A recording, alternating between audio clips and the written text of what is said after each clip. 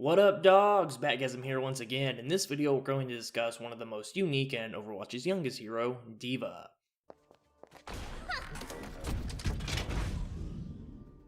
If the year in the current game is somewhere around 2076, then 19-year-old Hana Song would have been born in 2057. The Omnic crisis started in 2046, and even if it had lasted a decade, it would still put Hana, being born after the conflict, but into the rebuilt world that still feels the overreaching effects of the crisis. Hana was born in Busan, South Korea, which is east of China and west of Japan. As many of you probably already know, South Korea pretty much dominates most of the competitive esports scene. Much to the relatability of us all, Hana was a pro gamer and live streamed her matches under the username D.Va. And about 3 years ago in 2073, at the age of 16, Hana would become the world champion in Blizzard's own game, StarCraft 2. It's important to remember that when putting the pieces together of the Overwatch lore, that this Earth is an alternate, Blizzardified version of Earth.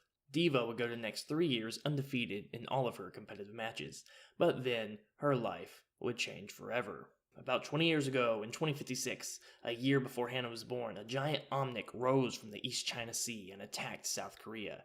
It's of note that the giant monstrosity didn't just attack South Korea, but also its neighbors, probably including the coast of China and Japan.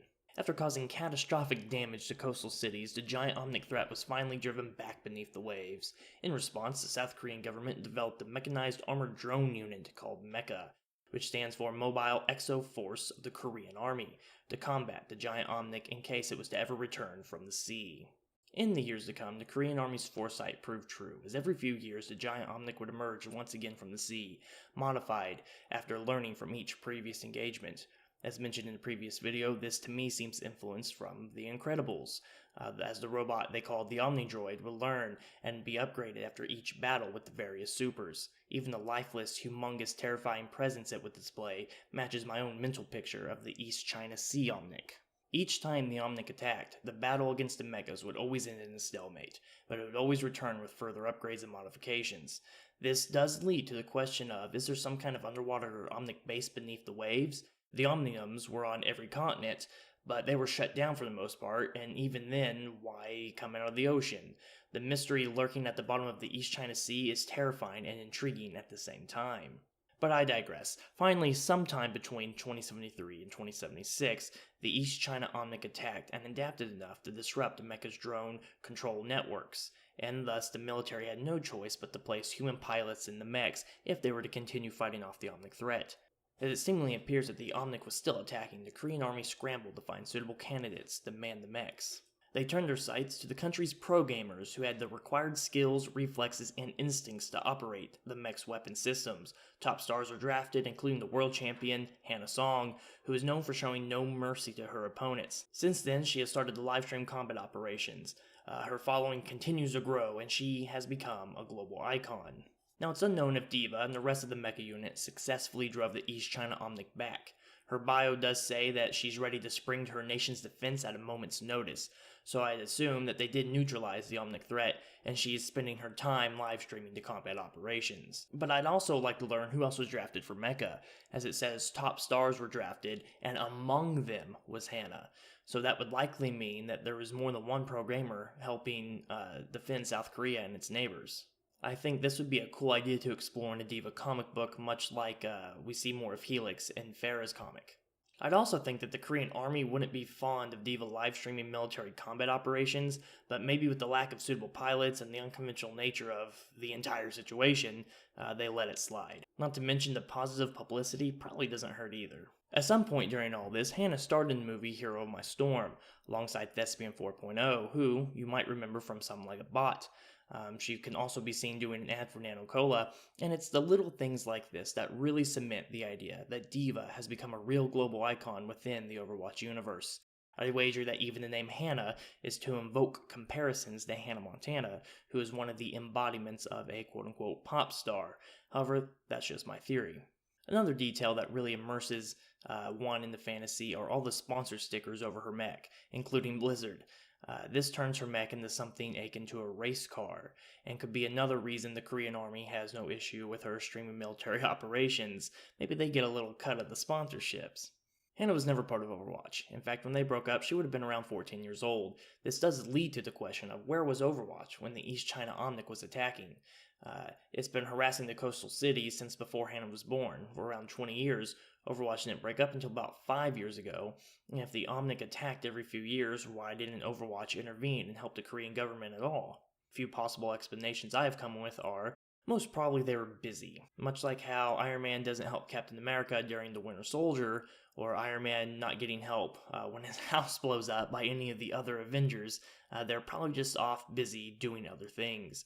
Maybe by the time Overwatch got word of the attack and wrapped up their business elsewhere, the Omnic already went back below the sea. However, this timeline was leading up to the final disbanding of Overwatch, and during so, there was lots of talk of bushed operations, corruption, and stuff like that from within the institution.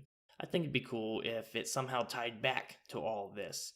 Maybe Overwatch did know about the East China Omnic, but maybe Morrison and Reyes had arguments over what to do to help or not to help. I could imagine there being multiple threats at once in different places, and the two disagreeing on which one to prioritize. And be even better if neither of them were actually wrong. If Reaper was all like, Jack, we gotta get to South Korea, the East China Omnic is back. And Soldier was like, we can't, Gabe, we're in the middle of this other crucial mission, and if we fail it, multiple lives will be lost. And Reaper was like, damn it, we have to do something. I've already made the call. So maybe nothing corrupt, just good old-fashioned drama. However, as the story unfolds, I'm waiting to see how all these characters who were never part of Overwatch, such as Hana, will come to interact with each other. Waiting on that money shot of a new and reformed Overwatch, including all of the current characters. Kind of like how we see Zarya at the end of the Infiltration short, this puts her in potential contact with Sombra and Reaper and Widow, right? Which in turn could potentially get her in the right placement to meet Tracer and Winston doing their outlaw reformed Overwatch antics. It's all a big lovely puzzle, and what piece will connect D.Va to the rest of the cast? One possible piece would be that she does read May's blog, and May is connected to Winston, so I imagine a scene where Winston is all like, we need someone who can do whatever, and May is all like, I know just who to call. And D.Va gets a donation from May live on stream with a message saying they need to talk or something. Maybe we'll get more clues in an animated D.Va short. I'd love to see scenes with D.Va not just getting her mech, but also little things like her light gun. Maybe as she's like climbing into her mech to face off against the East China Omnic for the first time, a relatable and sympathetic Korean soldier from earlier in the animated short knocks on her cockpit and is all like, take this just in case things go bad, and hands her the light gun or whatever. Or when the Korean army finally gets the idea to use gamers as pilots in the first place. As they're scrambling around when the drone control network is disrupted, no one has a clue what to do, hell's breaking loose, and finally like some old general takes a break and goes home for a little bit, and he's all stressed out thinking everyone's gonna die, and he looks at his kid and he's playing a video game and he's like, I got it.